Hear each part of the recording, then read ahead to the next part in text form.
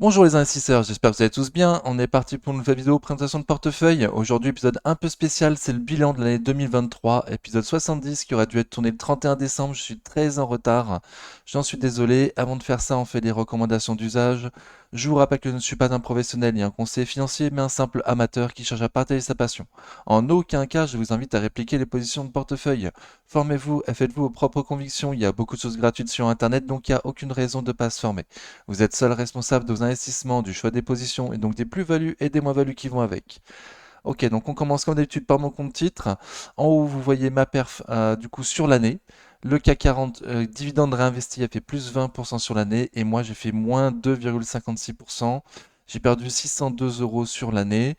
Donc on commence par le compte titre, ensuite on verra le PEA en détail. Le compte titre, tout va bien. Total Energy a fait plus 9,14% sur l'année, pardon, sur l'année. Donc très très bien, très content, plus les dividendes, très très bien.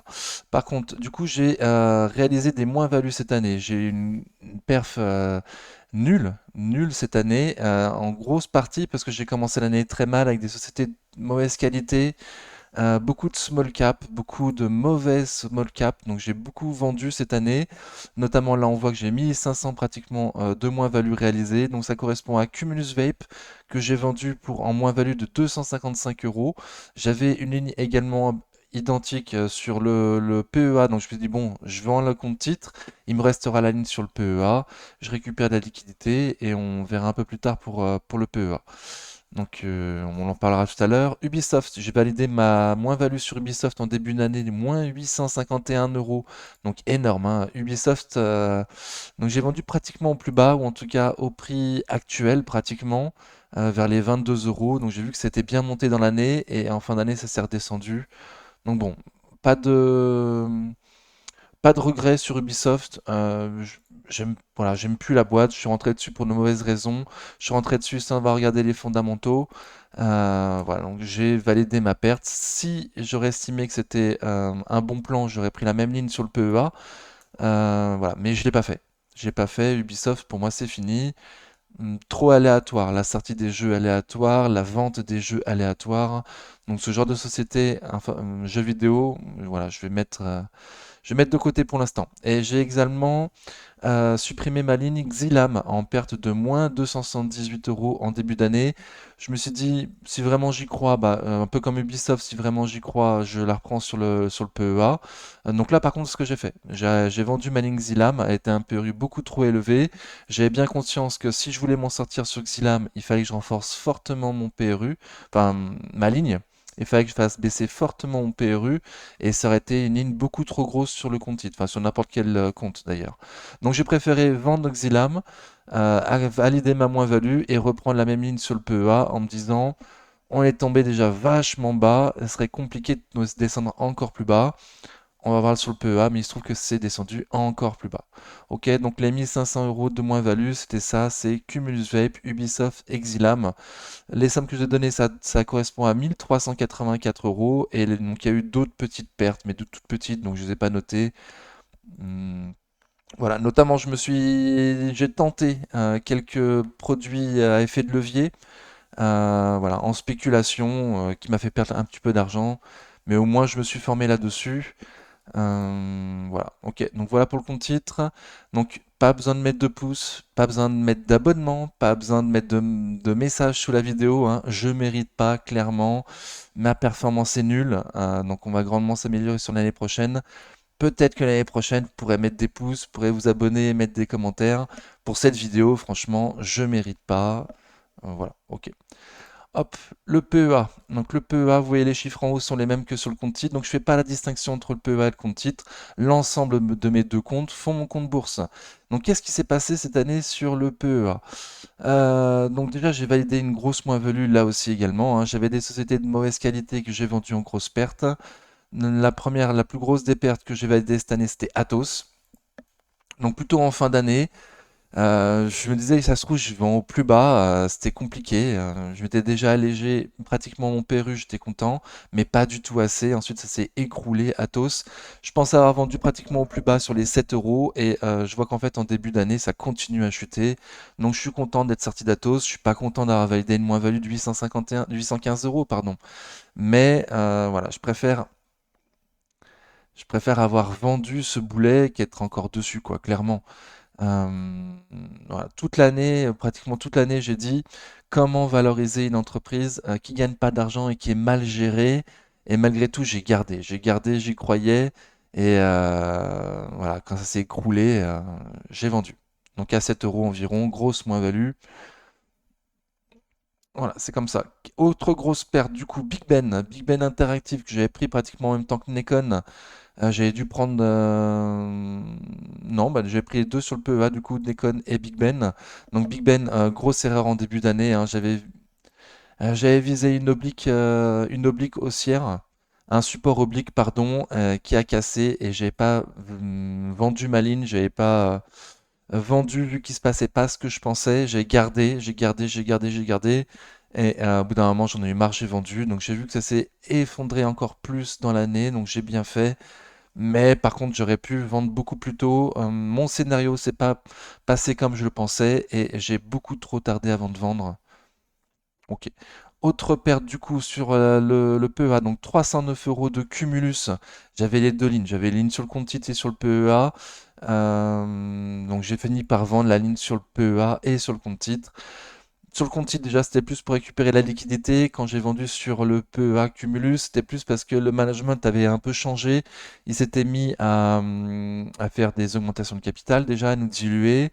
Ensuite, ils ont racheté un réseau de vendeurs de vaporettes.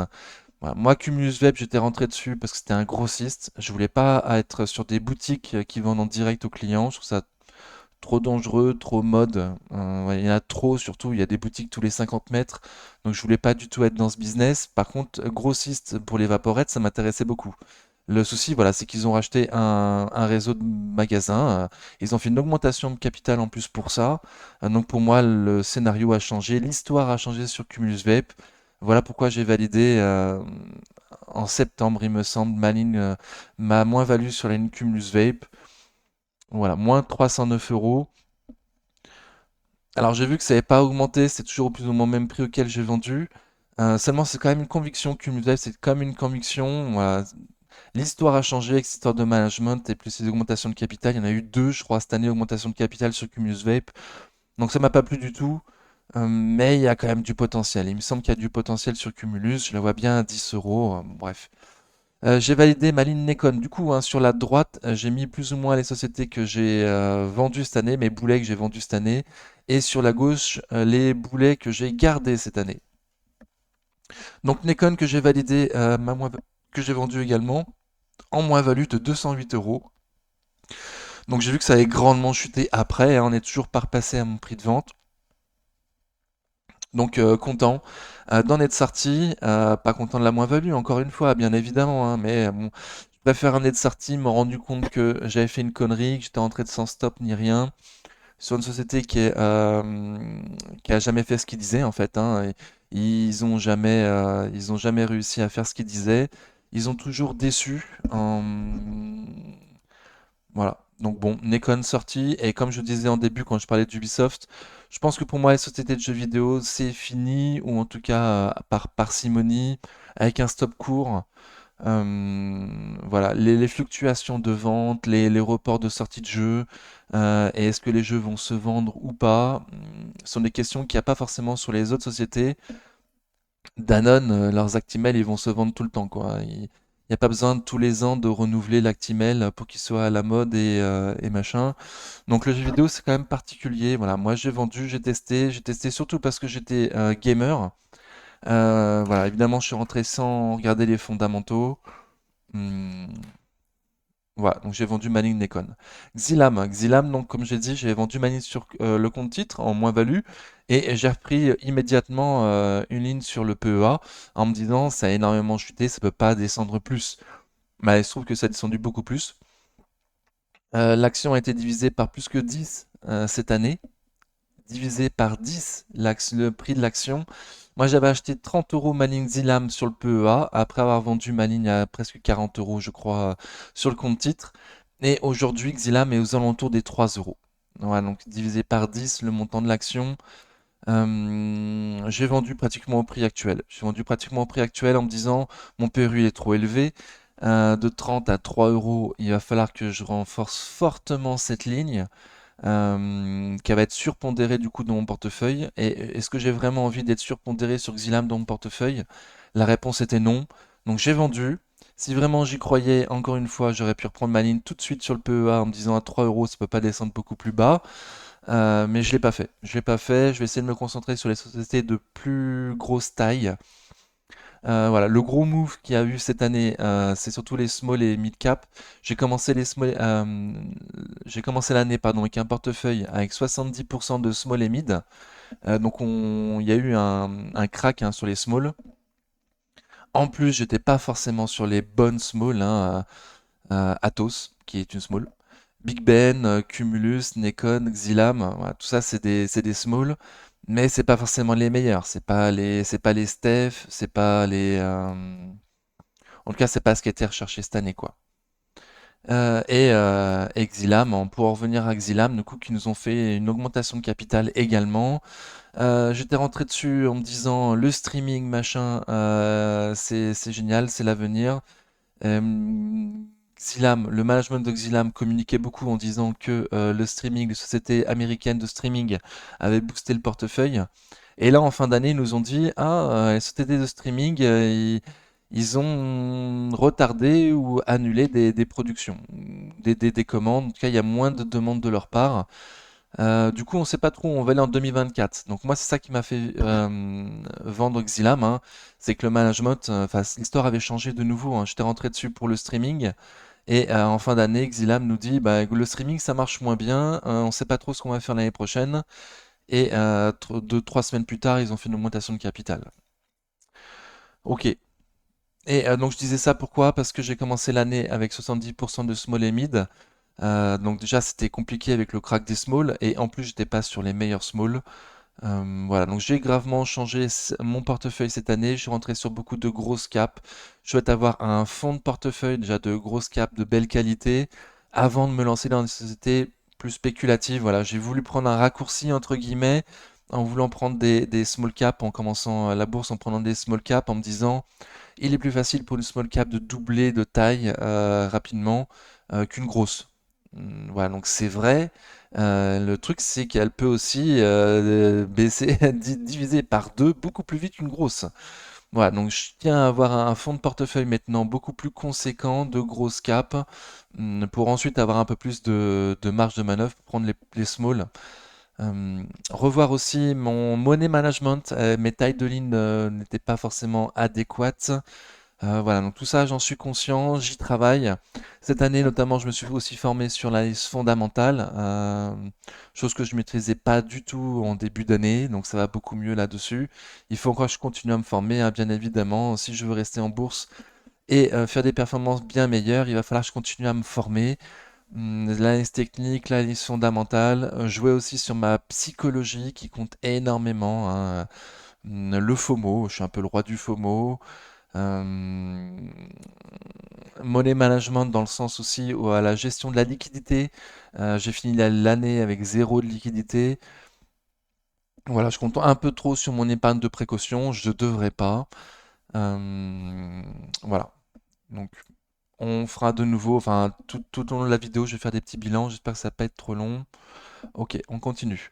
Donc, dans le détail, qu'est-ce qui s'est passé cette année? Donc, mes boulets de l'année, donc Reworld Media, hein, moins 38% sur l'année. Téléperformance, moins 40% pratiquement sur l'année. ABC Arbitrage, moins 20% pratiquement sur l'année. Equasens aussi, moins 17%. Lumibird, moins 21%. Donc mes deux small cap chouchoutes, qui ont quand même perdu pratiquement 20% cette année. Waouh!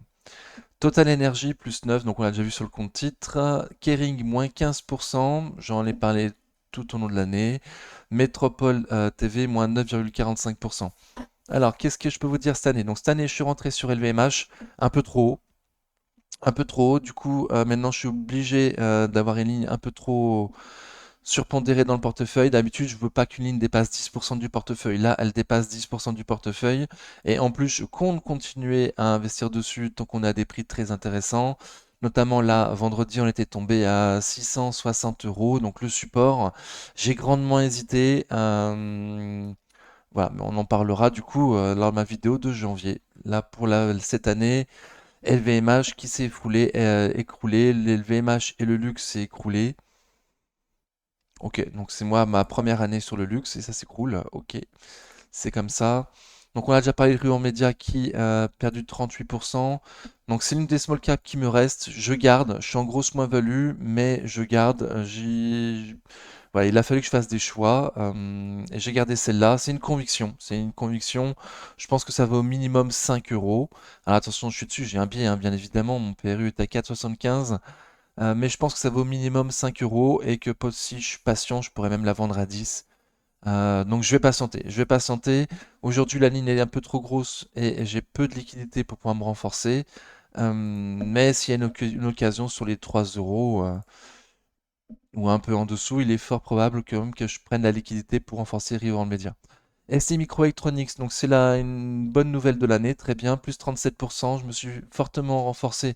Alors cette année, j'ai pris une plus-value sur ST Microelectronics, j'ai validé une plus-value et j'ai également ensuite repris beaucoup plus bas, j'ai doublé ma ligne sur STM, donc je suis très content. J'ai fait une très bonne perf sur STM, j'ai fait de la plus-value validée et en plus plus-value latente, donc très très bien. Téléperformance, donc je suis rentré dessus, j'ai voulu rattraper le couteau qui tombe. Donc voilà, donc j'ai mal aux mains. Moins 17% aujourd'hui enfin 31 décembre sur le PEA. Elle a perdu 40% cette année. Voilà, on a atteint des prix quand même extrêmement bas. On a été à moins de 100 euros sur Téléperf cette année. Bon, il y a quand même une sorte de consensus pour dire qu'à ce prix-là, c'est pas cher, hein. C'est pas cher, mais voilà, on va tous attendre la sortie des chiffres. Savoir ce que ça donne, parce qu'il y a quand même un doute sur la fusion avec Majorel, hein. Quand il y a une fusion, il y a toujours un doute sur le fait que ça se passe bien ou pas. Des fois, ça se passe pas bien. Des fois, ça se passe pas bien. Le top management ne s'entend pas. Ils n'arrivent pas à faire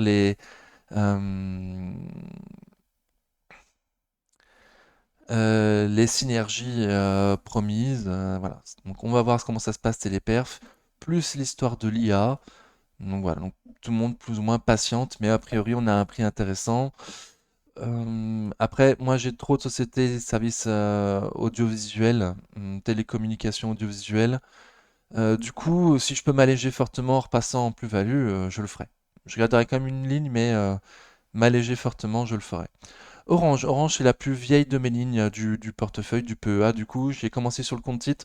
Pour ceux qui savent pas, du coup, j'ai commencé la bourse sur un compte titre en me disant que je voulais pas bloquer l'argent et que je savais pas trop comment, si ça allait me plaire ou pas. Et donc un an après avoir commencé, j'ai ouvert un PEA. Et donc j'ai commencé ma ligne sur le compte titre sur Orange, mais j'ai vendu et j'ai repris tout de suite sur le PEA. Voilà, donc c'est ma ligne la plus ancienne, Orange. Très bien cette année, plus 18%. Ouais, très bien. Je me suis renforcé, il me semble, en début d'année, en dessous de mon PRU. Mais je fais un petit peu baisser mon PRU, un petit peu augmenter la ligne. Si on va sur les 13, je m'allège, sinon je garde pour le dividende. Coface, belle année également, très très bien. J'ai en plus eu le dividende, donc très très bien. Donc toutes les perfs que vous voyez là, c'est dividende réinvesti, hein. Donc Coface, très bien, je garde, je continue à garder. Écoutez, très bien. 13% de rendement, le meilleur rendement de mon portefeuille, j'en suis très content. Si je peux faire baisser mon PRU, tant mieux. Sinon, moi, j'ai pas osé m'alléger quand on était un peu haut, je vais attendre encore plus haut. 13% de dividendes de nouveau, hein, donc pour une société qui est assez sécure, hein. Voilà, pas trop envie de m'alléger. Euronext, je suis rentré dessus cette année, donc c'est un bon plan cette année, très très bien. Elle a fait plus 17% sur l'année, moi j'en suis à plus 22%, donc très très bien. Début ligne très intéressante sur Euronext. Comme d'habitude, quand ça fonctionne bien, on se dit toujours qu'on aurait dû en prendre plus. Là, c'est une grosse conviction. En dessous de 70, j'ai longtemps dit sur la chaîne, c'est une grosse conviction. Et quand c'est parti, je me suis dit merde, j'en ai que 1000 euros. Bon, c'est comme ça. Faut mieux en avoir 1000 que zéro, donc très très bien.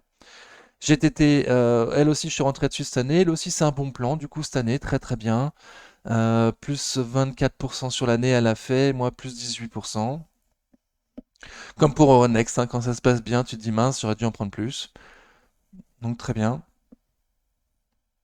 Eurofin Scientifique, il me semble aussi que j'ai commencé cette année, mais pas sûr, on verra tout à l'heure sur le fichier Excel.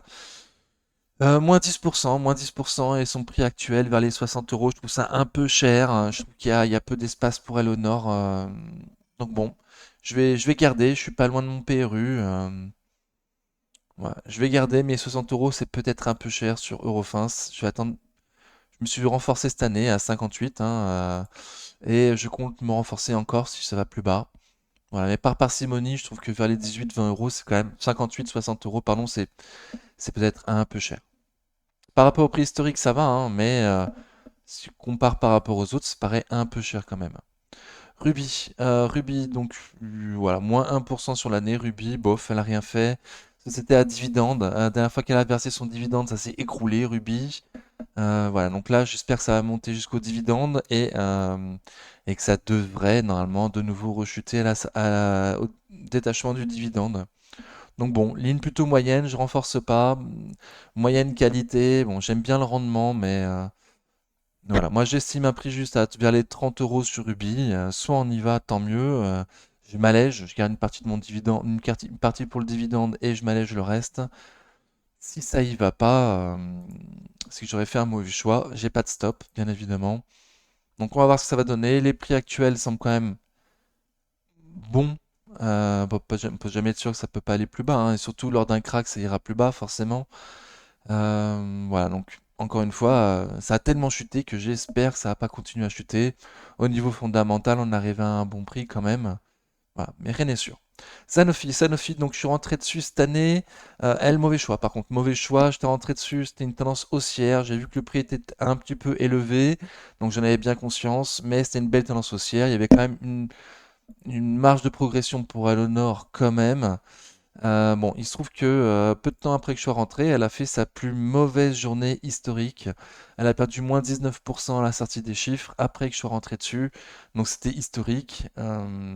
Voilà. Donc très très mauvais choix, Sanofi, très mauvais choix. Si on retourne vers les 100, vu que j'ai un peu de liquidité, franchement, je vends tout. J'ai pas envie de faire la scission en 2024, donc on verra. Stellantis, très belle performance. Donc la meilleure performance de l'année sur le CAC et donc forcément sur mon portefeuille également, hein, plus 73%. Donc très content, je garde pour le dividende, belle plus-value. Encore une fois, hein, je regrette de ne pas avoir pris plus vu que j'ai une belle plus-value, c'est comme ça. En attendant, je garde pour le dividende. Si ça va à des prix abusés, que moi je trouve abusés sur les 24, 26 euros, je m'allège. Avant ça, non. Voilà, je garde fonds de portefeuille, dividende, très très bien. Crédit Agricole, pareil, fonds de portefeuille dividende, belle performance sur l'année, belle plus-value. Bon, je l'ai depuis 2021, 2022, il me semble, pardon, 2022, on verra ça tout à l'heure chez Excel. Donc très très bien. Fonds de portefeuille, je touche pas, je garde pour le dividende uniquement. Amundi, donc elle aussi, elle a fait une belle année, plus 25%, très très bien. J'ai pas su renforcer au plus bas. Alors c'est plutôt en 2022 que j'ai pas renforcé au plus bas du coup. Ouais, c'est ça. J'ai pas renforcé au plus bas en 2022 et en 2023, on n'y a pas vraiment été. Donc je me suis un peu renforcé, je sais plus où, sur les 55 euros, il me semble. Euh, ouais, ou sur les 50, je sais plus. Voilà, un peu au-dessus du prix que je visais, hein, mais en me disant, bon, pas sûr qu'on y aille. Donc j'ai bien fait. Tellement, bon, je m'attendais beaucoup plus bas, donc ma ligne est un peu petite. Voilà, j'attends à ce qu'on retourne vers les 42-45 euros pour me renforcer fortement sur Amundi. ABS Arbitrage, donc je suis rentré dessus cette année également, donc là moins 20% par contre. J'ai visé un support des 6 euros, un gros support, il se trouve qu'il a cassé. Donc là on se retrouve à des prix historiquement très très bas. Voilà, moi j'attends les 4,30 il me semble pour y aller mettre une grosse couche. Malheureusement on n'y a pas été. On était à 4,70 donc pour l'instant j'attends.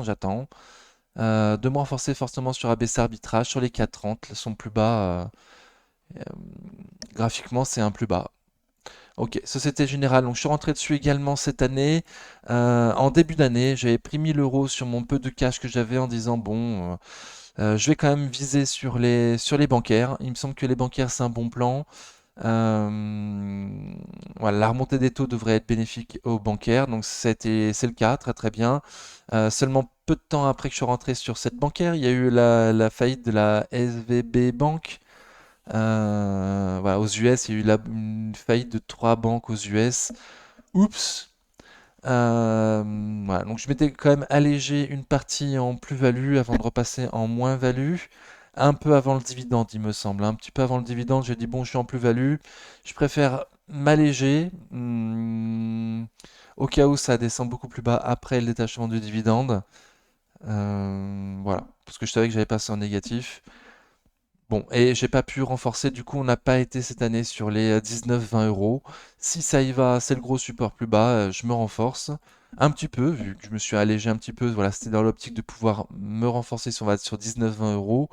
On n'y a pas été, écoutez, je garde l'opportunité de me renforcer sur 19-20 euros sur Société Générale, si jamais on y va. C'est une société de moyen terme, hein, objectif plutôt vers les 30 euros.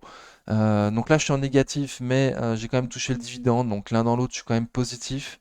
De peu, hein, on est d'accord, de très peu. La SVB Bank m'a pas aidé cette année, hein, mais je suis quand même confiant sur les bancaires. Donc je garde les deux bancaires pour 2024.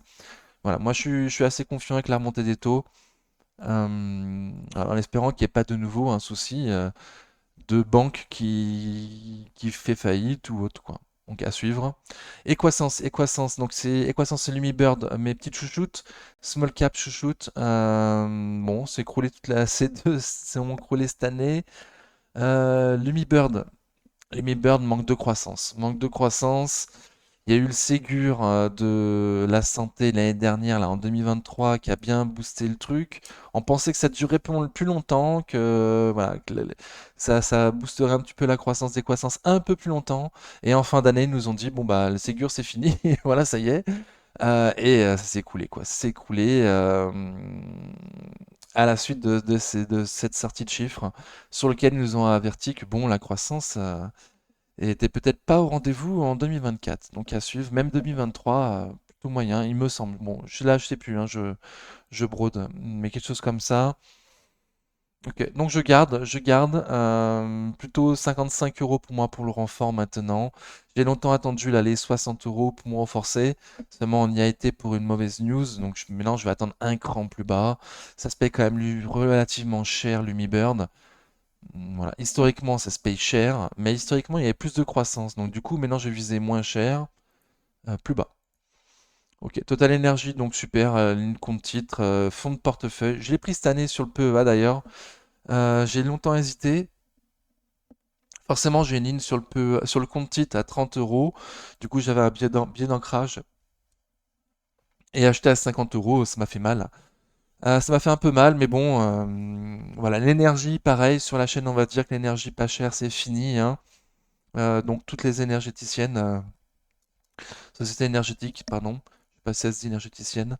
Donc toutes ces sociétés énergétiques, moi je suis assez positif, hein, dont Total, pour ça je me suis un peu forcé à rentrer dessus. Donc content, très bien, plus 20%, très très bien. Kering, donc du coup l'autre luxe dans mon portefeuille avec LVMH, les deux sont écroulés cette année. Kering, c'est pire, et les fondamentaux sont pas bons du tout, hein. LVMH, encore on a une crainte sur la croissance.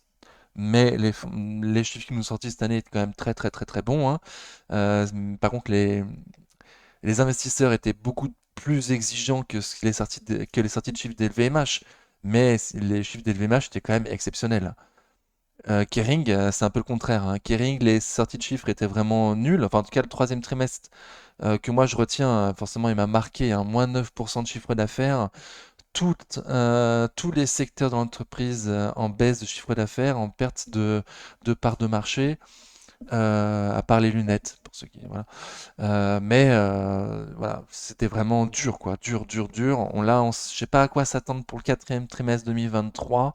Burberry a fait un profit warning, donc j'ai peur pour Kering, quoi. J'ai peur pour Kering. On va attendre mi-avril 2024, le premier trimestre avec la nouvelle collection du nouveau designer de Gucci, voir ce que ça donne. En attendant, 350 euros semble être le prochain support. Ok. Et Métropole TV, du coup, j'ai bien conscience que j'ai un PRU beaucoup trop élevé. Donc, avant le détachement du dividende, je me suis allégé en plus-value en me disant si je sors tout, si je la solde complètement cette ligne, je la suis plus, Métropole. Elle est pas sur ma liste A. Donc, voilà, si je veux pas ne pas l'oublier, parce que le dividende me plaît bien sur Métropole et surtout, j'attends une vente de Métropole à un nouvel actionnaire majoritaire d'ici 3 à 4 ans. Donc voilà, donc j'aimerais bien jouer ça dans 3 à 4 ans, plus le dividende en attendant. Donc Métropole m'intéresse pour ces raisons-là, c'est pour ça que j'ai pas voulu tout vendre, parce que sinon je l'aurais perdu de vue. Voilà, donc mon PRU il est trop élevé, moi je comptais me renforcer sur les 11 euros cette année. 11 euros puis 10 euros, on a été à 11,30 €. Donc pour 30 centimes, j'ai pas acheté Métropole, je me suis pas fortement renforcé. Voilà, donc pourquoi j'ai une toute petite ligne sur Métropole. Ok.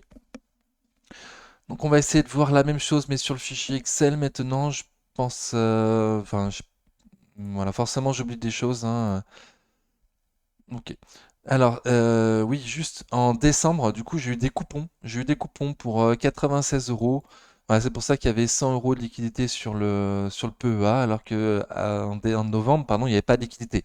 Donc, c'est les coupons, les dividendes que j'ai touchés, hein, GTT, STM, ABC Arbitrage, LVMH et Orange. Donc, je suis quand même été surpris de voir que 96 euros de dividendes en décembre. Très, très bien. Ok, donc on passe au fichier Excel et on fera pas du coup d'analyse technique. J'ai l'impression que je vais être trop long. Ok, donc on voit ici ce que je vous ai déjà vu sur la slide précédente, hein, c'est l'année, j'ai fini l'année à moins 2,56%. Le CAC normal, il finit à plus 16,50%. Le CAC dividende réinvesti à plus 20%. Et le CAC Mid Small à plus 1,42%. Donc on va faire un petit peu le tour de ce que j'ai fait cette année. Chaque semaine, je marque où j'en suis, ma perf de l'année, mais chaque semaine. Du coup, on peut voir l'évolution chaque semaine de ce qui s'est passé sur l'année.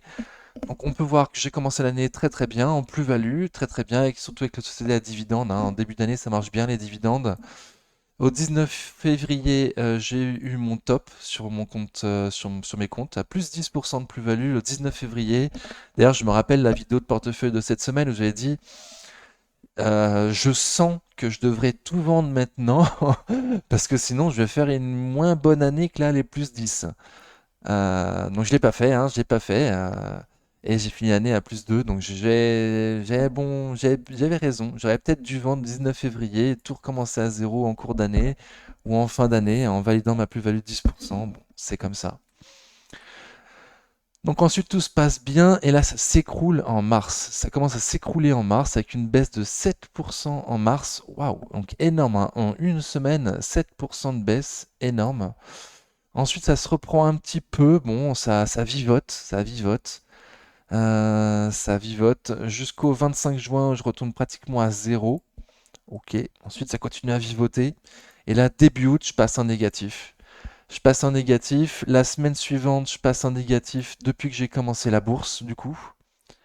Voilà, ça faisait 3 ans que j'étais en positif. J'avais eu des gros gains en 2020 et j'ai tout perdu entre 2021, 2022, 2023. Voilà, depuis mi-août, quoi, en gros. Donc là, ça fait 4 mois que je suis en moins-value sur l'année et depuis que j'ai commencé la bourse. Donc ça fait mal. Ça fait mal. D'un côté, c'est l'année où je me suis le plus formé, c'est l'année où j'ai le plus appris en bourse, il me semble. 2020, 21, 22, bon, je me laissais plutôt porter par ce qui a été dit, surtout sur YouTube et compagnie, et BFM Bourse. Et 2023, ça a été vraiment l'année où je me suis formé sur les fondamentales, où j'ai fait mes propres choix, entre guillemets, des choix, mais cette fois-ci avec toutes les informations en ma possession, quoi, avec l'analyse technique, l'analyse fondamentale, pas seulement parce que un tel a dit un truc, quoi. Ok. Bon, écoutez, donc ça se voit pas que je me suis formé cette année, hein, ça se voit pas. Ça se voit dans le sens où j'ai vendu les sociétés que je trouvais pas bonnes, du coup. Il me semble que mon portefeuille en cette fin d'année est quand même meilleur, plus résistant et plus qualitatif qu'en début d'année 2023. Voilà, donc on va voir en 2024 ce que ça donne, hein. Ok, et donc mi-août, je passe négatif sur l'année et depuis que j'ai commencé la bourse. J'ai touché le point bas sur mon portefeuille là le 28 octobre et ensuite c'est remonté, malheureusement pas suffisamment pour passer en positif sur l'année. Ok, bon, donc je suis très très loin des trois indices par rapport auxquels je me compare.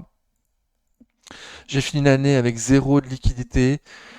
J'ai commencé l'année en me disant je vais apporter 2 500 € à mon compte bourse. En finale, je n'ai apporté 6 400 €. Euh, voilà, bon. Donc pour l'année prochaine, voir vidéo de janvier, ce que j'ai prévu du coup, combien j'ai de liquidité, combien j'ai prévu d'apport en 2024. Ok, sinon ma liste de les courses n'a pas changé, je la garde du coup pour avoir l'historique. Donc on voit que ma liquidité par rapport à ma liste de courses en cas de crack, voilà, je suis pas bon du tout, donc il faut absolument que j'accumule de la liquidité au cas où il y a un gros problème, quoi. Bon, je pense avoir fait le tour.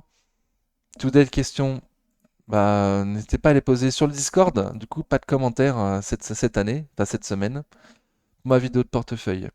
Alors la vidéo rendement, du coup, pour ceux qui connaissent pas, donc je marque ici quand et pourquoi j'ai acheté une société.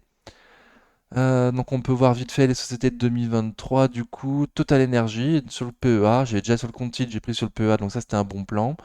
J'ai gardé, très bien. ABC arbitrage, mauvais plan, je suis un négatif.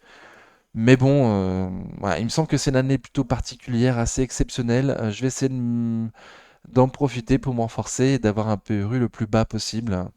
Voilà, en espérant que ça remonte pas trop vite, sans avoir touché les 4 euros, 4,30 € quoi. Qu'est-ce que j'ai pris d'autre cette année? Donc Société Générale, moyen terme, c'était un swing foireux parce qu'à cause des faillites des bancaires américaines qui ont un peu gâché le game des bancaires pour une partie de l'année en tout cas. Là, ça remonte bien en fin d'année, mais le début et le milieu d'année a été compliqué sur les bancaires. Donc bon, je garde jusqu'à 30 environ. J'ai commencé ma ligne Sanofi également cette année, donc mauvais plan, hein, c'est écroulé ensuite. Si je retourne sur les 100 euros, je vends tout. J'ai pas envie de faire la scission. GTT, je suis rentré dessus cette année, mon bon plan, très très bien. Euronext, je suis rentré dessus cette année, bon plan, très content, très bien. Kering, je suis rentré dessus cette année, bon, un peu trop haut du coup. Les fondamentaux sont en chute libre sur Kering, on va espérer que ça se reprenne. Voilà, je vends pas parce que je pense que ça va se reprendre. Voilà, j'aime bien le management quand même.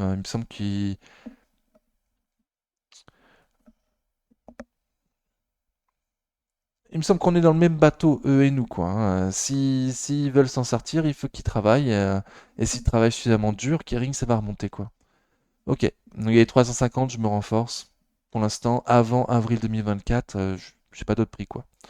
Téléperformance, je suis rentré dessus aussi, 26 avril. Aïe, aïe, aïe. Donc ça, mauvais choix, du coup, mauvais choix, hein. C'était un gros couteau qui tombe. J'ai acheté le couteau qui tombe en pleine chute. Donc on va espérer pouvoir m'alléger si ça passe au-dessus de mon PRU. Voilà, uniquement m'alléger. J'estime effectivement que ça peut aller beaucoup plus haut dans les années à venir. On vient quand même de 400 euros, hein. Mais il faut qu'il rassure. Voilà. Si je vois que ça rassure pas en 2024, écoutez, moi j'ai pas de problème à valider une moins-value, quoi. Si j'y crois plus, j'y crois plus. Alors, qu'est-ce que j'ai acheté d'autre en 2023? LVMH également, LVMH. Donc j'ai commencé ma ligne trop haut, mais voilà. Mais c'est cette idée d'avoir un fonds de portefeuille plus qualitatif m'a poussé à rentrer dessus même un peu trop haut en me disant bon, je renforce plus bas. Donc en grande partie à cause d'LVMH que j'ai racheté beaucoup plus de liquidités cette année que ce que j'aurais dû, ce que j'aurais voulu, disons. Voilà. Mais bon, je vais continuer à assumer et renforcer si ça va plus bas. Qu'est-ce que j'ai acheté d'autre cette année? Lumibird. Lumibird, donc elle aussi, c'est pas bon. J'ai fait que réviser à la baisse mes objectifs de cours pour Lumibird. J'ai commencé avec un PR de 20, vu la croissance. Et j'ai fini l'année, je crois, à un PR de 15, où maintenant je vise 12 euros, quoi. Avec les 20% de marge sécurité, je vise 12 euros sur Lumibird. Voilà, donc je suis passé de 20 à 12 dans l'objectif de cours en cours d'année. Donc pas cool, pas cool. Mais bon, c'est quand même une conviction pour les années futures. Exactement le type de société que moi j'affectionne, les small caps qui gagnent de l'argent, qui font les acquisitions externes et de la croissance interne en même temps. Donc exactement le genre de boîte que je veux, les futurs multi-baggers potentiels. Voilà, Lumibird. Mais là, ça commence mal cette année, je dois bien l'avouer. Ok. Donc on a fait le tour des sociétés que j'ai achetées en 2023. Il nous reste le graphe. Ça, c'est le graphe des sommes investies. Donc des sommes investies et pas les sommes mises à jour au 31 décembre. On le verra, somme mise à jour au 31 décembre, au graphe réel. Donc en somme investie, on voit que c'est pas mal. J'ai pas de société enfin, j'ai qu'une seule société qui dépasse 10% du portefeuille. Voilà, je veux pas que les sociétés normalement dépassent 10% du portefeuille, donc là j'en ai une quand même. Reworld Téléperformance, donc du coup c'est un peu la marque de mes erreurs, hein. Reworld Téléperf où j'ai des trop gros PRU, des trop grosses lignes à fond, prendre une part trop importante de mon portefeuille. Euh, voilà, bon, je garde. Difficile de me renforcer maintenant, mais si on va à des prix vraiment très très intéressants, je le ferai certainement. Donc à part LVMH, voilà, avant que je prenne LVMH dans mon portefeuille, les premières lignes de mon portefeuille, c'était pas terrible, hein. C'était Reworld Media, Téléperformance, Orange, Coface. Hum, ok, donc Coface, STM, Total Energy, Euronext, je suis quand même plus content, j'aurais préféré que ce soit plus en première ligne. C'est pas grave. Et voici donc le graphe par rapport aux sommes réelles au 31 décembre. Ah, du coup, j'ai mis ma liquidité, ouais, pour 2024. Bon, ok.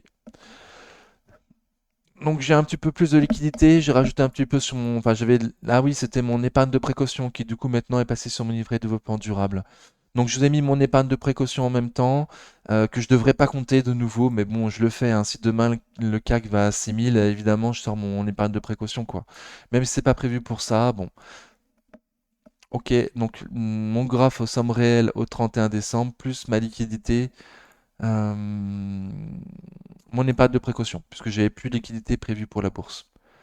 Ok, et là on voit donc Total Energy qui a remonté fortement, parce que j'ai une grosse plus-value sur le compte titre, et aussi sur le PEA, une petite plus-value, oui. Voilà, bon, je sais pas trop quoi dire de plus du coup. Le graphe par secteur.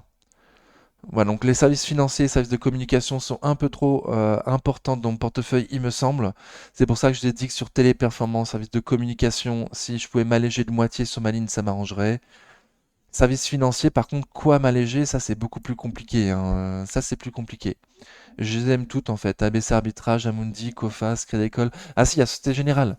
Société Générale à 30, oui, je m'en libère, mais c'est pas déjà la plus grosse ligne de ce secteur.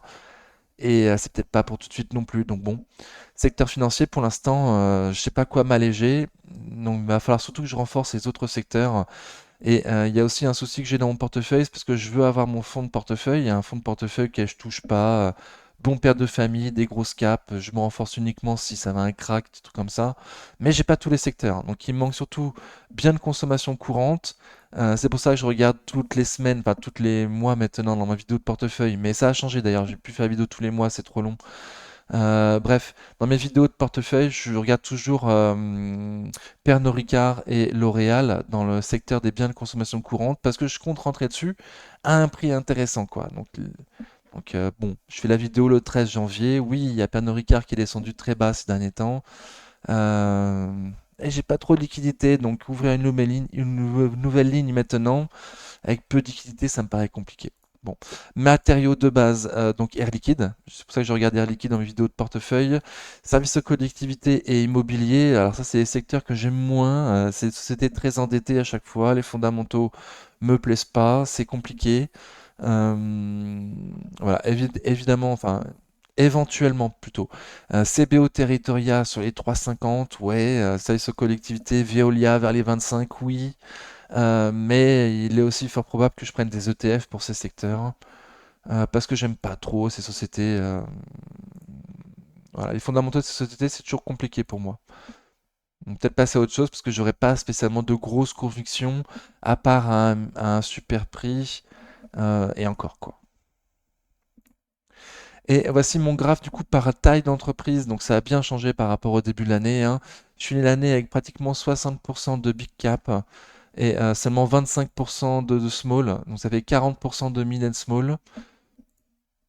Donc c'était le contraire au début d'année, quoi, hein. 50% de small, 10, 12 ou 10 ou 20% ouais, de mid et 30% de large, quoi. Donc j'ai largement changé ça. Encore une fois, dans l'optique d'avoir un fonds de portefeuille de qualité euh, et moins, voilà, qui fluctue moins que des small caps, quoi. Clairement, voilà. Plus safe. Ok, il n'y a pas forcément, il y a moins de chances que le prix de l'action double rapidement, mais il y a aussi beaucoup moins de chances que le prix de l'action soit divisé par deux rapidement. Donc voilà. Ok. Eh ben écoutez, du coup c'est fini vu que j'ai dit que je ne faisais pas l'AS technique.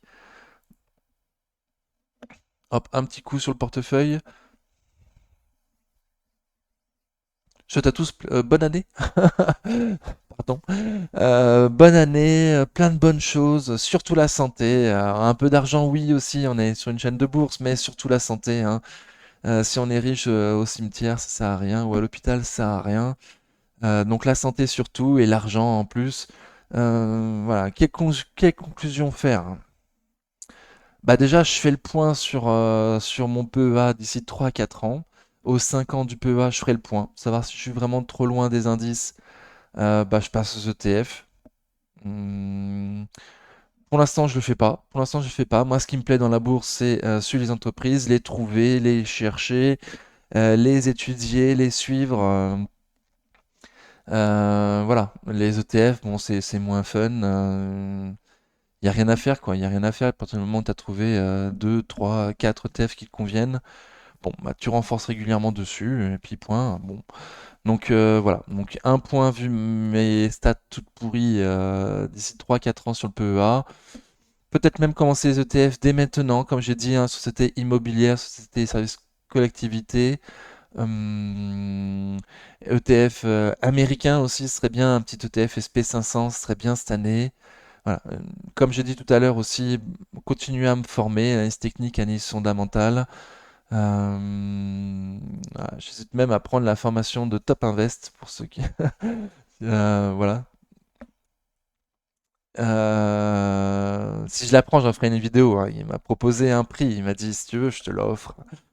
Mais si je le fais, je serai obligé de faire une vidéo après, quoi. Donc, je sais pas. Même continuer à me former par moi-même, en tout cas. Ok, je sais pas quoi dire de plus. Je vais chercher 30 secondes, hein, pour faire une sorte de conclusion de cette année 2023 quand même où ah oui, donc mes grosses erreurs de cette année 2023, c'est de les laisser courir les pertes. Pas forcément vendre les sociétés en gain, donc ça c'est bien. Moi, là, une grosse erreur qu'ont les nouveaux que j'ai eu aussi, hein, c'était de vendre ses pertes et vendre ses gains, pardon, et laisser courir les pertes. C'est bien le contraire qu'il faut faire. Donc je vais laisser courir les pertes, mais je les ai clôturées au bout d'un moment quand même.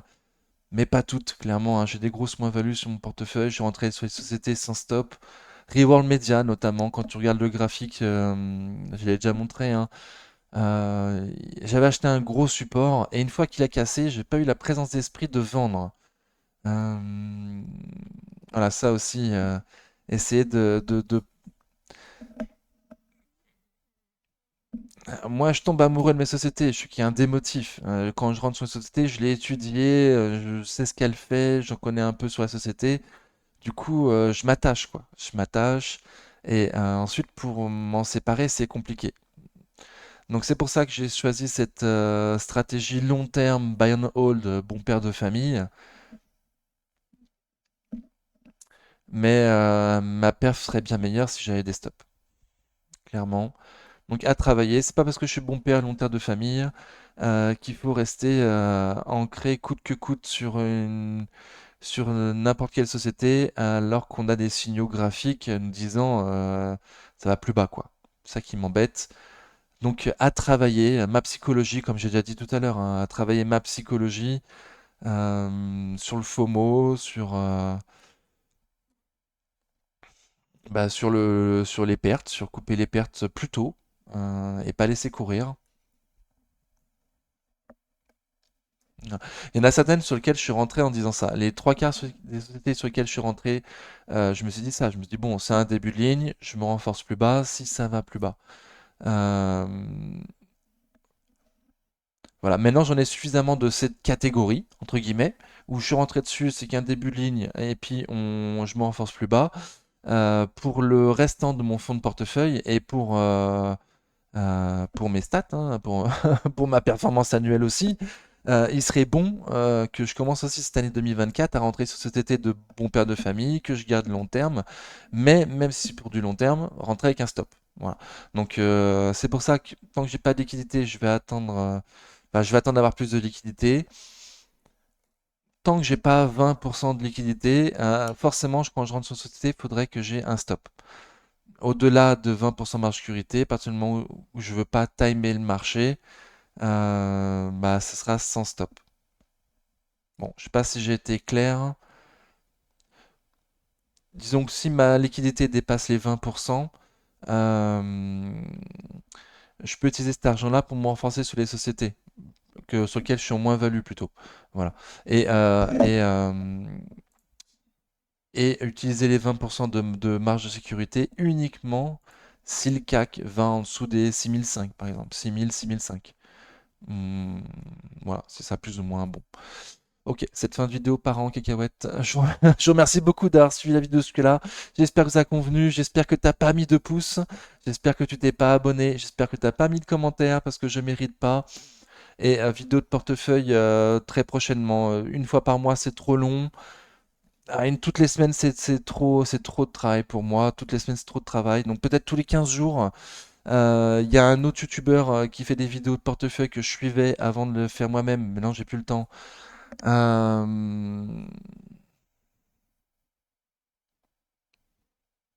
Découvrir, investir, s'enrichir pour l'interrogation, je crois que c'est ça, hein.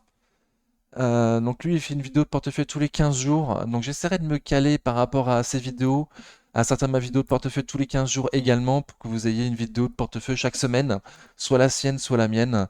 Voilà, parce qu'une fois par mois, après moi je perds mes habitudes, c'est bien compliqué. Euh, ok. Donc j'espère que vous avez fait une meilleure perf que moi. En attendant la prochaine vidéo, prenez soin de vous. Ciao.